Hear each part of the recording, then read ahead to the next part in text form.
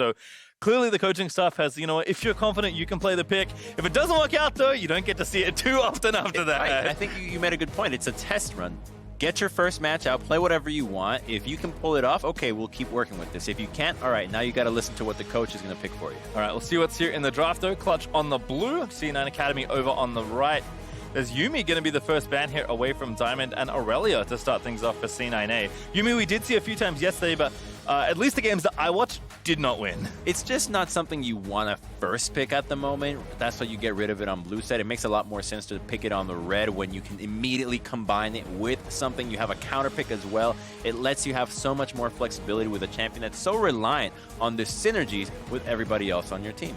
Well, also, Aatrox will be taken away. I know that we cast a lot of the Collegiate Series, at least in the Championship, and oh boy, was the Aatrox priority high in that top 8. And I think that you can take notes from Collegiate and apply them to Academy, to LCS, because Collegiate played in patches before all these leagues, so they actually had a lot more time to play around with these picks. We're not going to see it today, unfortunately, but the first pick will be Sylas, which is what is common pretty much everywhere. You gotta take the Sylas, you can't let it go through. And that means Akali gonna go over to Cloud9 Academy after Jace, Sona, and Ryze round out the bans there for Phase 1. And very fast here, Keith gonna go for Kalista this go round.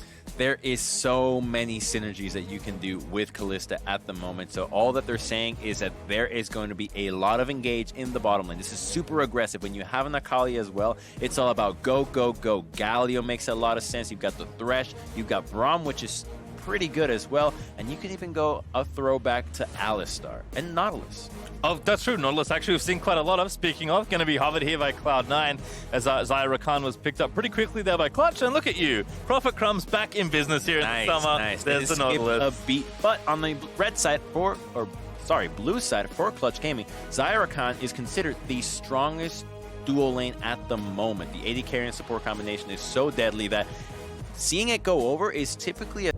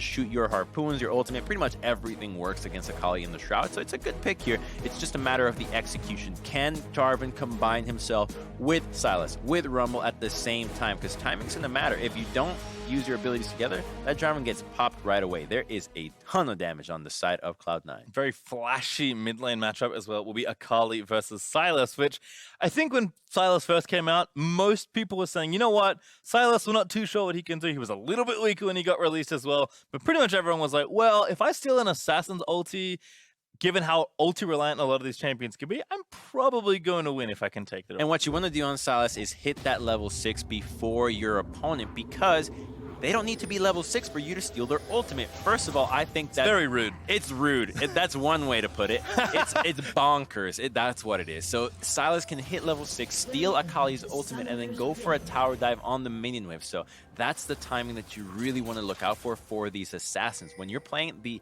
assassin versus assassin matchup, which I'm just going to call Sylas an assassin. He kind of plays the same way. Assassin, Bruiser, team fighter. All these lanes, junglers need to prioritize this lane for that exact same reason. Think about the matchups, say Zed versus Ahri. Whoever gets a ding 6, they can go for a tower dive on the opponent before they get to hit level 6 themselves, and they have so much damage with their ultimates that it's always worth it to go for that play. So Rek'Sai and Jarvan, they gotta look at mid lane this game. Yep. Certainly see where the aggression does come out as everyone's just fanning across the rift for now. Cody and Joey, though, might fancy a late dip here into the jungle just for some vision. Keith and Diamond going to walk back towards the lane. Not going to walk down the river, though, so if that was the plan, not going to be able to grab that away.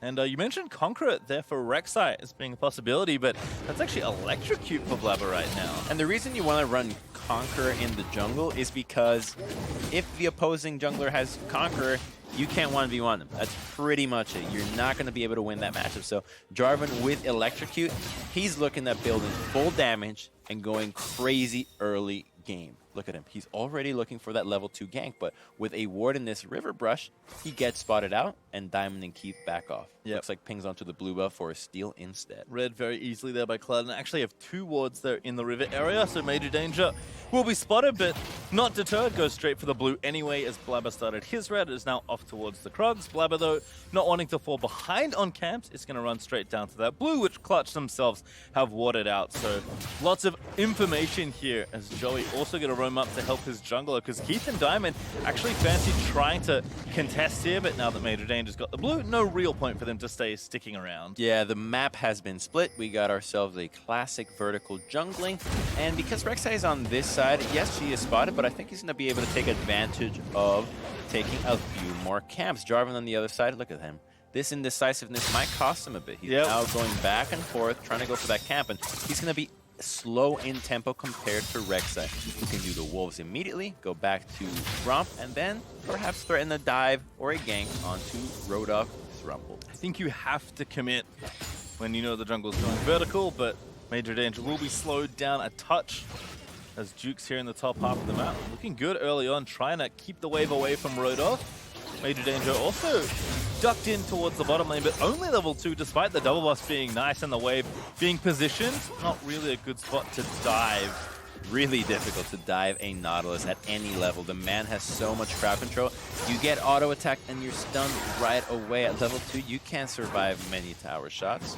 And I'm glad you bring up the point about hesitation, because I think that right now this meta is the meta where you can hesitate the least. Every single player, you have to know what your next move is while you're completing one. It's not, oh, I know what I'm doing when I finish one task. It's go time. Nice hook there from Diamond. Ignite onto Joey as well, who's going to have to dance away. Golden Glue there, but Blabber's also around. Sun going to get tagged by the E, and that's going to be first blood over to Akali. That was super slick. The flash from Blabber right on the very edge, catches Sun and the Akali. What Golden Glue did that was really special there was utilizing the E, but another engage onto Rakan. Joey now forced to flash this time around. Cody already used the heal. Ignite back around. They're going to try and take down Keeper. Joey getting too low. The render's there, but the feathers are good. Cody Sun stands his ground. And now Diamond going to try and 1v1, but Cody orders him in a massive minion wave, and Diamond walks away. This is that strength of Xayah Rakan, and they even missed the knockup. Joey gets to do a little flashy taunt right there. I hope we get to see exactly what went down, because there was so much damage out of Cody's Sun. Let's take another look at the gank in mid lane first. Cody does not have a little bit of mana. The slow hits connects the edge, and by Golden Glue proccing his E onto Cody's Sun while he was knocked up, he guarantees that he can follow up with the flash after. And the fight bottom lane here, it looks like they go into Joey, but he flashes out right away, and Keith is in a really dangerous position. The heal gets popped up, but Cody is so strong, having so many feathers already laid down on the ground, that they just can't stand up to a fully focused assault onto the Kalista. Really nice counter attack there by Cody.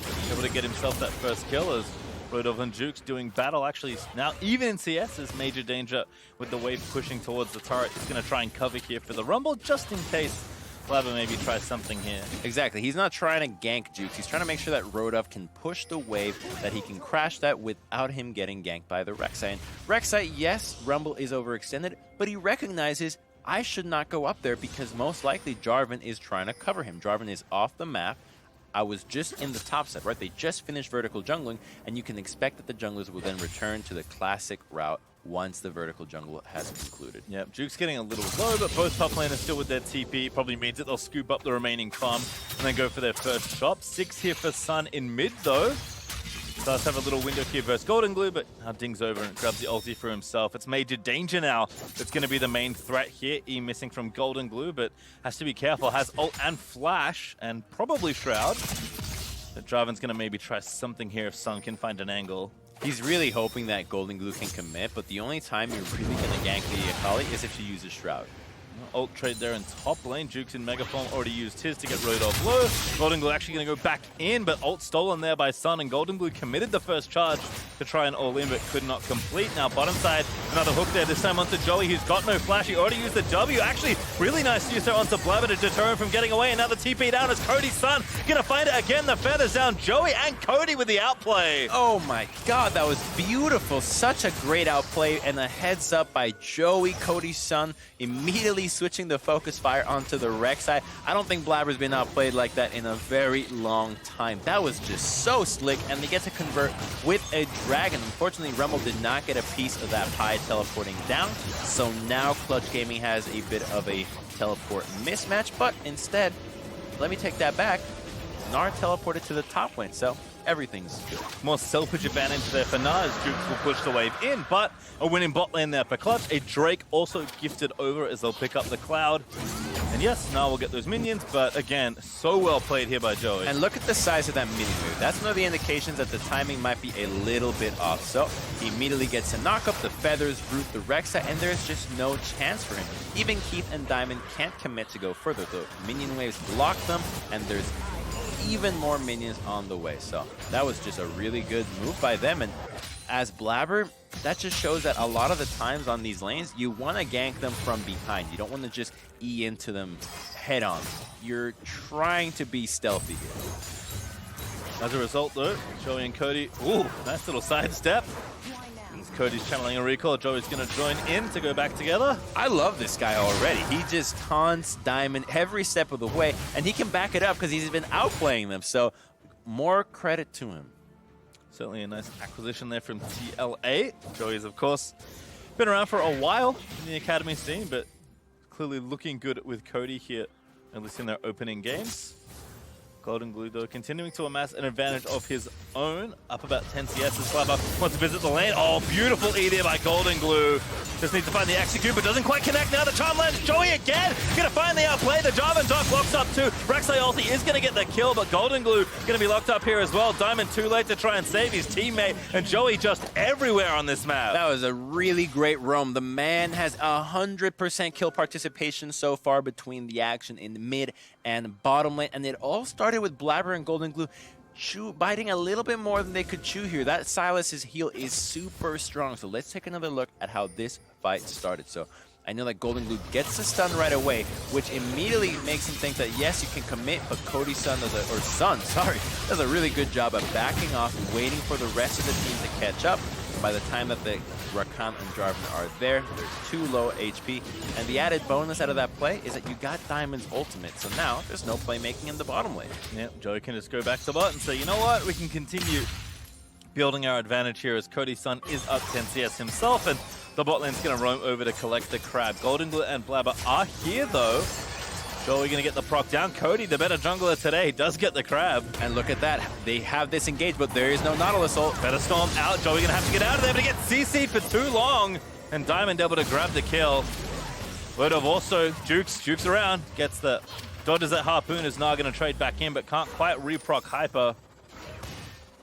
He's got his ultimate around, and Jarvan is in the area. He doesn't commit because he knows that 4 of his own teammates just made a play bottom lane. If he were to go aggressive here, he most likely would find Jarvan, and he's not mistaken. So really good by Juice to make sure that he doesn't overextend. Sunno gonna hijack the ulti once more. See another flashy play. Kingslayer pop. Golden going back in, but losing the trade so far. Shroud popped though by the Akali to get the wave pushing back in.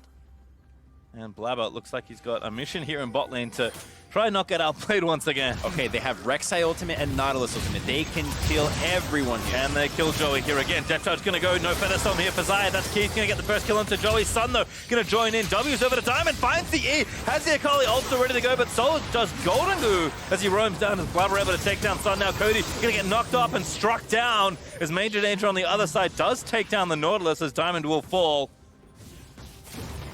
And that play was orchestrated from the bottom lane. They saw that coming from a mile away, waiting for that Nautilus ultimate that was used first in the mid lane, back into the bottom lane, knowing that Cody's son Xayah did not have her ultimate available.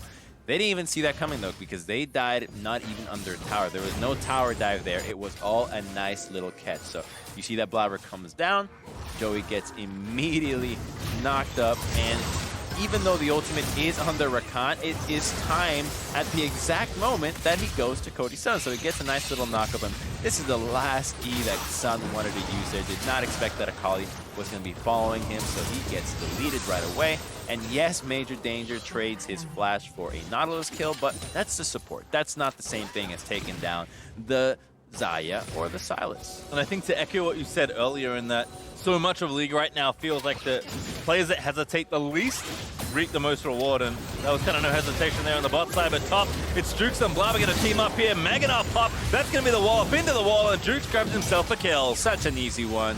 Rodolph doesn't even burn his flash on that one, knows he's dead 100% because you get tagged by Rek'Sai, you know she can ult to execute you, so good on him doing that, but he's going to lose one plate here, and if another wave crashes and he doesn't use his teleport, he might just lose too, because this Gnar pushes really fast. Yep, already just with the longsword, getting those waves pushed in. That will mean that Drake #2 will go over to Clutch Gaming Academy. It is being traded for a Rift Herald. Note that Blabber is grabbing that right now all by himself. And because we have not reached the 14-minute mark, he might be able to convert that into some plates. Yep, still that first turret bonus gold up and available. And of course, those plates you can still collect for 90 more seconds. You can see Cloud9 Academy up about 1,500 gold as a result of their slightly better early game. But again, that gold not reflected in the 2 Drakes that Clutch has gotten. So I would say about even, all things considered, as bot lane dive going to continue to come in onto the AD carry. That's Keith that as Diamond does find the hook. But again, people still here piling on. Jukes and Golden Glue coming down with their own TPs. I'm going to turn it back around onto Major Danger. Joey also, we're going to get executed as he does sidestep Golden Glue, who dives back in and then goes back over to the Shroud as Jukes trying to transform. Doesn't have the ulti though. It's going to go down, finds the wall, stays alive, flashes out of there.